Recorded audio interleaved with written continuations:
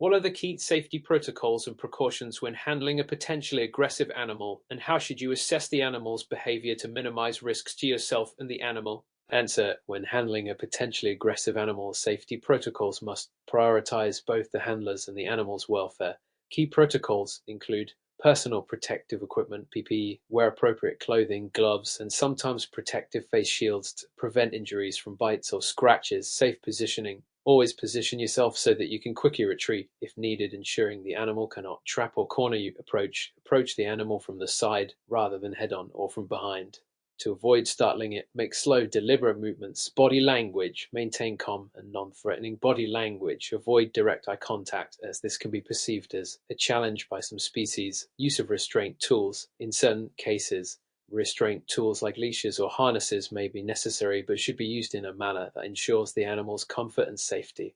In terms of behavioral assessment, look for signs of aggression such as raised hackles, exposed teeth, growling, or a tense posture is flattened against the head and eyes dilated, a quick, jerky motion, or defensive posture. The handler should remain vigilant for these signs and adjust their handling technique accordingly, including considering retreating if the animal displays extreme aggression. Furthermore, understanding animal behavior, such as signs of stress or fear, can aid in minimizing risk by allowing the handler to intervene before aggression escalates. Why is it important to recognize signs of stress in an animal during handling, and what impact can chronic stress have on animal health? Answer: recognizing signs of stress in animals is critical, as stress can lead to long-term health issues, behavioral changes, and impaired handling success. Common signs of stress in animals include behavioral changes: animals may become more aggressive, withdrawn, or may show hyperactive tendencies. Physical symptoms: rapid breathing, excessive panting, dilated pupils, and a raised heart rate are common indicators of stress. Postural changes: animals may attempt to escape or display submissive postures such as crouching or freezing. The impact of chronic stress on animals includes health deterioration. Chronic stress weakens the immune system, leading to susceptibility to diseases, digestive problems, and a general decline in health. Behavioral issues: animals under constant stress may exhibit aggressive tendencies, fear-based behavior, or even self-mutilation. Reduced welfare: prolonged stress can lead to poor quality of life, which goes against ethical guidelines regarding animal welfare. Mr. Stevens is tasked with handling a dog at a veterinary clinic that has recently undergone surgery. The dog is displaying signs of anxiety, such as trembling and growling when approached. What steps should Mr. Stevens take to safely handle the dog in this situation, ensuring its comfort and minimizing potential harm? Answer: in this scenario, Mr. Stevens should prioritize the dog's emotional and physical well-being. Here are the steps he should take. Observe the dog's behavior. Mr. Stevens should first observe the dog's body language for additional stress signals like dilated pupils or a tense posture. Assess the environment. Ensure that the environment is calm and quiet, minimizing external stimuli that might increase the dog's anxiety. Use positive reinforcement. Approach the dog slowly and calmly, using soft, reassuring tones. Offer treats or a familiar object like a blanket that provides comfort. Use low-impact restraint. If physical handling is necessary, Mr. Stevens should avoid any forceful restraint. Instead, he should use gentle but secure methods such as a soft leash or harness if appropriate, while allowing the dog to move at its own pace. Consult with the veterinarian. Given the dog's recent surgery, it's critical that Mr. Stevens consults with the veterinarian about any specific handling restrictions or pain management options. How does understanding animal instincts aid in the handling of wildlife, and what ethical considerations should guide the approach to such animals? Answer: understanding animal instincts is crucial for handling wildlife safely and humanely. Wild animals are often more prone to flight or fight responses due to their natural instincts. By recognizing the following instincts, handlers can reduce stress and risk. Flight response: many wildlife species will flee when threatened, so handlers should ensure they have an escape route in case the animal attempts to run. Fight response: when cornered or threatened, some animals may become defensive. Handlers should avoid putting the animal in such situations, instead maintaining distance and using slow, non-threatening approaches. Ethical considerations in wildlife handling include minimizing stress. Wildlife handling should be done with as little disruption to the animal as possible, ensuring that the animal's natural behaviors are not interfered with. Legal restrictions: local wildlife laws often dictate that certain species should not be handled unless under specific circumstances, such as when injured or for conservation efforts. It is illegal in many jurisdictions to handle wildlife without proper permits. Animal welfare: handlers must ensure that their actions do not cause undue stress, injury, or harm to the animal. What are the legal requirements regarding animal welfare that handlers must consider when working with animals in a commercial setting such as a zoo or animal sanctuary? Answer: in a commercial setting such as a zoo or animal sanctuary, handlers are required to adhere to several legal and welfare standards, which include Animal Welfare Act 2006 or equivalent legislation. This act outlines the obligation of animal handlers to ensure that the animal's physical and psychological needs are met. It is illegal to neglect or cause unnecessary suffering to any animal in the handler's care. Licensing and permits. Commercial animal facilities must be licensed and comply with animal welfare regulations specific to their jurisdiction. This includes regular inspections to ensure standards are met. Enrichment and socialization. Legally, animals in these settings are required to be provided with appropriate enrichment and opportunities for socialization. This is particularly important for species that are naturally social or need specific environmental stimuli to thrive. Veterinary care. Handlers must ensure that animals receive proper veterinary care, including routine checkups and treatment for illness or injury. What are the primary challenges associated with handling animals in stressful situations, and how can these challenges be mitigated? Answer: handling animals in stressful situations present several challenges: increased aggression or fear. Animals in stress may show aggressive behavior, which can lead to safety concerns for the handler, inability to focus on commands. Stress can cause the animal to become distracted or less responsive to commands. Physical injury. Both the handler and the animal are at risk of injury in high-stress situations. To mitigate these challenges, desensitization techniques. Gradually exposing animals to stresses in a controlled manner can help them become less reactive over time. Behavioral training. Positive reinforcement training methods can help animals learn to respond appropriately to stressful situations. Safe restraint. Using appropriate restraint tools and techniques minimizes the risk of injury. MS Thompson is tasked with transporting a large, exotic bird from one location to another. The bird is known to be sensitive to temperature changes and loud noises. What precautions should MS Thompson take to ensure the bird's safety and well-being during transport? Answer: MS Thompson should take the following precautions. Transport container. Ensure the bird is placed in a well-ventilated, secure and appropriately sized transport container with sufficient space for the bird to stand comfortably but not move excessively. Environmental control. Maintain a stable temperature inside the transport vehicle, ensuring that it neither becomes too hot nor too cold. The bird should be shielded from direct sunlight and drafts. Minimize noise. The transport environment should be as quiet as possible to prevent distress. Loud noises can exacerbate anxiety and potentially cause harm. Frequent monitoring. During the journey, MS Thompson should stop periodically to check on the bird's condition and ensure it is comfortable. By following these guidelines, MS Thompson helps to reduce stress for the bird, which is in line with the ethical and legal obligation to ensure animal welfare during transport. What are the key principles of animal behavior that influence how animals react to human interaction, and how can these principles be applied to improve handling practices? Answer: key principles of animal behavior that influence reactions to human interaction include instinctual behavior. Many animals rely on instincts for survival, such as fleeing from threats or defending themselves. Understanding these instincts allows handlers to predict and manage animal responses. Learned behavior. Animals can learn from past experiences, which means positive reinforcement. Rewarding good behavior is a powerful tool for training sociability and territoriality. Some animals are naturally more social and cooperative, while others may be territorial and aggressive when their space is invaded. Handlers must adjust their approach based on the animal's species and temperament.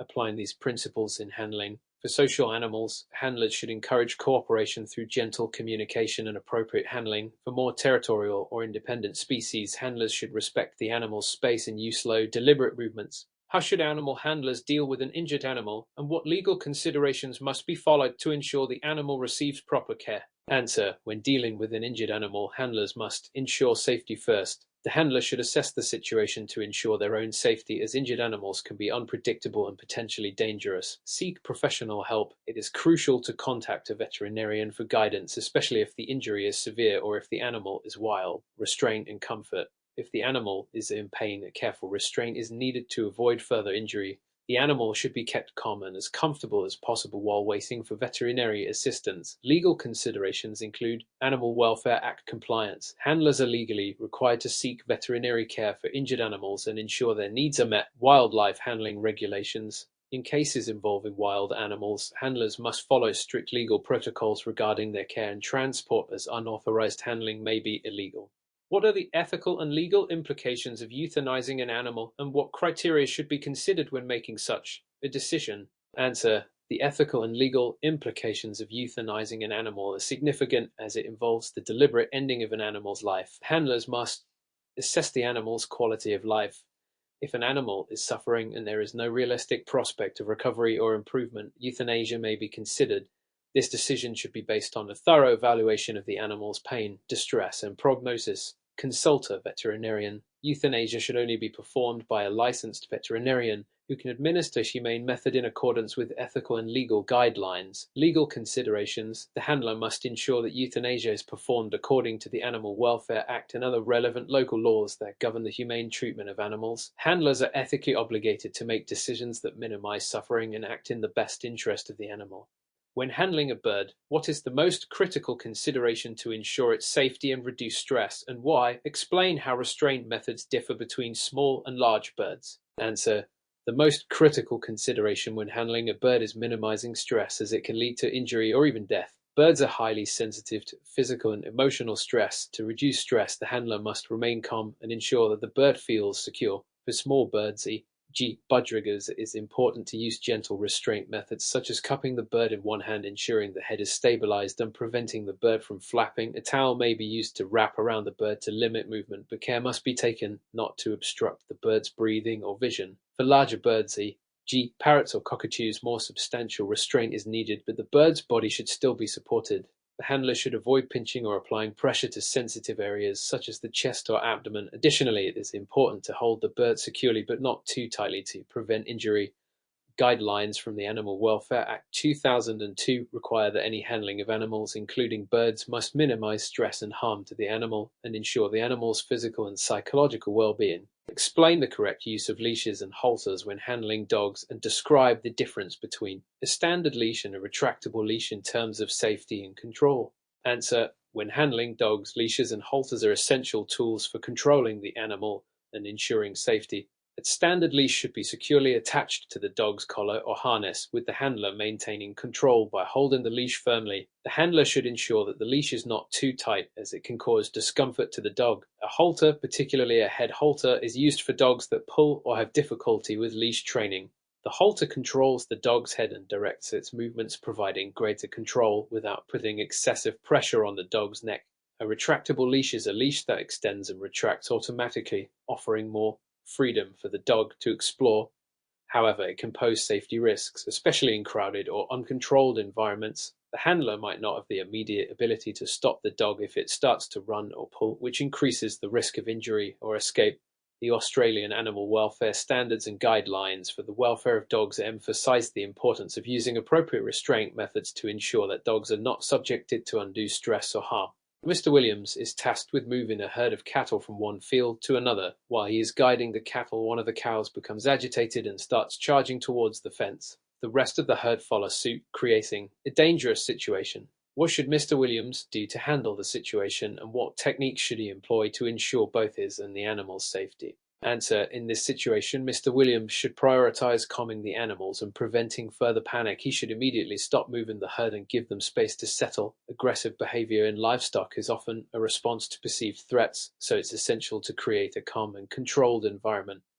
Mr. Williams should use the following techniques: body language: maintain a calm and assertive posture. Avoid sudden movements or loud noises that could further agitate the herd. Use of a livestock prod: only when necessary and within safety regulations, a livestock prod can be used to guide the animal without causing harm.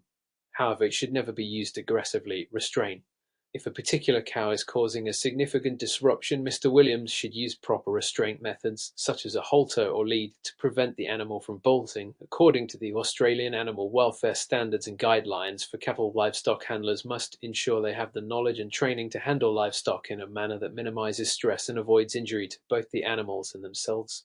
What are the key considerations when handling exotic animals, such as reptiles or amphibians, and how does the risk assessment differ for these species compared to domestic animals? Answer: exotic animals, such as reptiles and amphibians, require specialized handling techniques due to their unique biological and behavioral characteristics.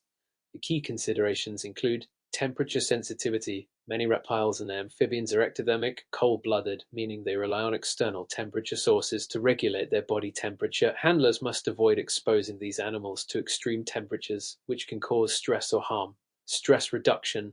Exotic animals often have specialized care requirements. Minimizing stress through gentle handling and avoiding sudden movements is critical. Proper restraint. Reptiles, especially large ones like snakes, require secure restraint to avoid injury. They should be handled with both hands, supporting their body and head to avoid sudden movements that may cause stress or harm. Compared to domestic animals, exotic animals tend to have more specific habitat needs and more fragile physiological responses to stress. This requires a heightened awareness of their behavioral cues and a more cautious approach to their handling. When handling livestock, such as sheep or goats, which restraint techniques are most effective in ensuring the safety of the animals and the handler? Discuss the role of proper equipment and positioning during restraint. Answer: effective restraint in livestock handling is essential to ensure safety and minimize stress. Common restraint techniques include sheep. Sheep are often restrained by holding their wool or using a halter. One common technique is to hold the sheep by the hind legs and gently move them into a holding pen. Using a head collar or halter can help maintain control without causing discomfort. Goats. Goats are more active and may require additional restraint, such as a halter or leash. They can be restrained by gently holding their head, or in cases of necessary immobilization, a restraint method called cradling can be used. This involves holding the animal's head in a specific position, typically while supporting the body in a controlled manner. Proper equipment such as halters, head collars, or restraint ropes should always be in good condition and used correctly to avoid injury. The handler should position themselves behind the animal to avoid injury from sudden movements and use their body to guide and support the animal's movements. Animal welfare standards require handlers to use restraint methods that minimize physical harm, stress, and discomfort while maintaining control over the animals.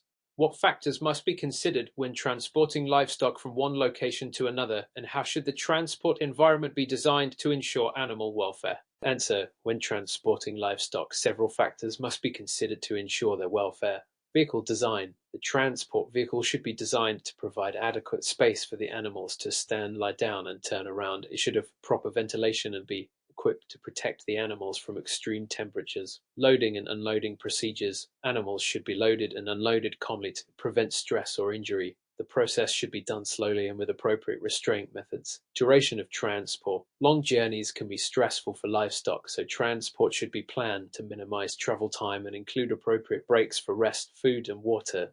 Health monitoring. Animals should be monitored for signs of distress during transport. Sick or injured animals should not be transported unless absolutely necessary, and if they must be, they should be handled with extra care. The Australian Animal Welfare Standards for the transport of livestock outline specific requirements regarding the transport of animals to ensure their safety and minimize harm during the journey. What are the key considerations when handling small mammals, such as rabbits or guinea pigs, and how do these considerations differ from handling larger animals like dogs or cats? Answer: when handling small mammals, it is essential to minimize stress and avoid injury. Due to their smaller size and delicate physiology, key considerations include gentle restraint. Small mammals should be handled with both hands, supporting their body and hindquarters to avoid injury. For example, when handling a rabbit, the handler should support the back legs and avoid picking them up by the ears or scruff environment. Small mammals are sensitive to temperature changes and should not be exposed to extremes. They should be handled in a quiet, calm environment to reduce stress. Handling techniques. Unlike larger animals like dogs or cats, small mammals require more gentle handling, and handlers must be trained to recognize signs of stress or discomfort. This includes watching for subtle signs like twitching ears or rapid breathing. The Code of Practice for the Welfare of Animals emphasizes the importance of providing a low-stress environment for small mammals during handling, as they are more susceptible to stress-related health issues. When handling reptiles, such as snakes or lizards, what specific safety precautions should be taken, and how does the handler ensure both their safety and the reptile's welfare? Answer: when handling reptiles, safety precautions must be followed to prevent harm to both the handler and the animal. These include safety equipment. For venomous snakes, protective gloves and a snake hook may be required to safely control the animal's movements. Non-venomous snakes should be handled with caution, supporting the body along its length. Restraint. Reptiles should be supported gently, ensuring that their body and head are securely controlled without causing stress. The handler should avoid grabbing the reptile too tightly, as this could cause injury or shock. Environmental awareness. Reptiles are sensitive to their environment. Handlers should be aware of temperature changes and ensure that the reptile's body temperature is maintained. Sudden environmental changes can cause stress and illness. The Code of Practice for the Welfare of Reptiles provides specific guidelines on the handling, care, and transportation of reptiles to ensure their well-being. What specific considerations must be taken into account when handling aquatic animals, such as fish or amphibians, and how does water quality impact their health? Answer: handling aquatic animals, such as fish or amphibians, requires special attention to their environmental needs. Water quality, water temperature, pH, and oxygen levels must be monitored to ensure the animal's health. Aquatic animals are highly sensitive to changes in water quality, which can lead to stress or illness. Handling techniques. Aquatic animals should be handled with wet hands or a net to prevent skin damage. For larger fish, a specially designed sling or transport tank should be used. Stress reduction. Movement and handling should be minimized to reduce stress. If the animal must be transported, it should be placed in water with similar conditions to its original environment to prevent shock. Guidelines from the National Code of Practice for the Welfare of Fish outline the proper methods for handling and transporting aquatic animals to minimize harm. Discuss the ethical considerations involved in the handling and care of exotic animals. What responsibilities do handlers have in ensuring that these animals' physical and psychological needs are met? Answer: the handling and care of exotic animals come with significant ethical responsibilities. Handlers must ensure that exotic animals are kept in environments that simulate their natural habitats and meet their physical and psychological needs. Key considerations include proper diet and habitat. Exotic animals often require specialized diets and habitats that mimic their natural environments. Handlers must be knowledgeable about these needs and provide proper care. Stress management. Exotic animals can be highly stressed by captivity or improper handling. Handlers should minimize stress through gentle handling, adequate socialization, and proper environmental enrichment. Ethical considerations. The capture and transport of exotic animals should only be conducted with a focus on the welfare of the animal. Handlers should avoid contributing to the illegal wildlife trade and should follow all relevant laws, such as the Convention on International Trade in Endangered Species, sites to protect endangered species. Exotic animal care must prioritize the welfare of the animal, following ethical guidelines and legal standards to prevent exploitation and harm. What are the critical signs to monitor when assessing animal health during routine handling, and how should these signs influence the decision to seek veterinary assistance? Answer: monitoring animal health is crucial in preventing the progression of illness or injury. Critical signs to look for include behavioral changes. Unusual lethargy, aggression, or vocalization may indicate pain, stress, or illness. Physical signs: abnormal posture, labored breathing, coughing, limping, or discharges from the eyes, ears, or nose. Feeding and drinking behavior. A decrease in appetite or water intake can indicate health issues. Body temperature. Elevated body temperature could signal an infection, while low temperature may indicate shock or hypothermia. If any of these symptoms are observed, it is important to evaluate the situation thoroughly and, when necessary, contact a veterinarian. The Animal Welfare Act mandates that animals receive prompt veterinary care when they show signs of illness or distress, and this is a legal and ethical responsibility for those handling the animals. If immediate care cannot be provided, the animal should be isolated from others to prevent the spread of potential disease. What are the primary ethical considerations when handling animals, and how do they relate to the concept of duty of care under animal welfare legislation? Answer: the ethical considerations in animal handling include minimizing harm and distress. Any handling or treatment must aim to reduce stress and prevent unnecessary pain. This aligns with the principle of a duty of care, which requires individuals to ensure that the animal's welfare is prioritized. Proper training and handling techniques. Handlers must be adequately trained to ensure safe, humane, and effective animal management. Respect for animal rights. This involves understanding that animals are sentient beings with intrinsic value, and their well-being should not be compromised for convenience. The duty of care is enshrined in various pieces of legislation such as the Animal Welfare Act, and mandates that animal owners and handlers ensure the welfare of animals under their care, providing them with appropriate food, shelter, and medical care. Failure to uphold this duty can result in legal consequences, including fines or prosecution. Mr. Thompson, a farm worker, notices that a sheep in his care has developed a swollen leg and seems to be in pain. The sheep is reluctant to move and has stopped eating. What steps should Mr. Thompson take, and what are his legal obligations under the animal welfare laws in his jurisdiction? Answer: Mr. Thompson should follow these steps. assess the situation. He should first ensure the safety of both himself and the animal. He should gently check the leg for visible signs of injury like cuts, fractures, or swelling. Provide first aid. If appropriate, he may attempt to apply basic first aid, e.g., cleaning any visible wounds or applying ice to reduce swelling. However, if the injury is severe or the sheep's condition does not improve, immediate veterinary care should be sought. Seek veterinary assistance. Given the symptoms of pain, reluctance to eat, and swollen leg, the sheep may be suffering from a serious injury or infection requiring professional veterinary intervention. Under animal welfare laws such as the Animal Welfare Act, Mr. Thompson has a legal obligation to provide for the health and well-being of the animal. This includes seeking veterinary care if the animal is injured or unwell. Failure to do so could result in legal penalties for neglect or mistreatment. What are the key components of animal nutrition and hydration that must be considered when handling animals, particularly under conditions of stress or injury? Answer: when handling animals, particularly during stressful situations like transport or injury, the key components of nutrition and hydration include adequate water supply. Dehydration can quickly lead to serious health problems in animals. Providing a clean, fresh water supply is critical, especially during stress or physical exertion. Balanced diet. Animals should receive a diet appropriate to their species, age, and health condition. Injured or sick animals may need special diets, such as easily digestible food or high-protein options for recovery. Electrolyte replenishment. In cases of extreme stress, injury, or illness, electrolyte imbalance can occur, necessitating the administration of electrolyte solutions to restore balance. Legal considerations. Under the Animal Welfare Act, providing proper nutrition and hydration is a legal requirement to ensure animals are kept in a healthy and humane condition. Failure to do so may constitute animal neglect. Explain the role of regulatory bodies in animal welfare and how they influence the guidelines for animal care in professional settings. Answer: regulatory bodies such as the RSPCA, Animal Welfare Board, and local government agencies are responsible for creating and enforcing guidelines and regulations concerning animal welfare. They influence animal care in several ways, establishing standards of care. These bodies develop codes of practice that provide the minimum requirements for housing, feeding, handling, and medical treatment of animals. Inspecting facilities. Regulatory bodies may conduct inspections of facilities that house or care for animals to ensure compliance with the established welfare standards. Enforcing compliance. If the breach of animal welfare regulations occurs, these bodies can issue fines, mandate improvements, or even prosecute individuals or businesses for violations. By ensuring these regulations are adhered to, these bodies work to prevent mistreatment and abuse of animals, promoting better practices and standards in the animal care industry.